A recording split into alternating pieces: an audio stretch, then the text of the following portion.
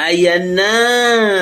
Latest na ngayong araw. Hindi na matutuloy ang signing ng GAA, General Appropriation Act, sa December 20 dahil kailangan daw i-review or baka naingayan sa taong bayan. Dapat talaga mag-ingay.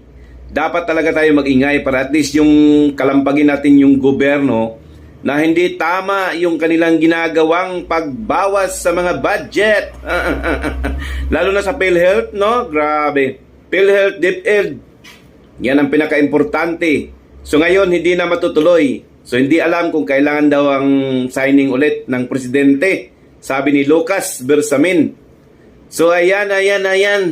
Yan ang breaking news ngayong araw. Dapat mag-ingay. Ipakita sa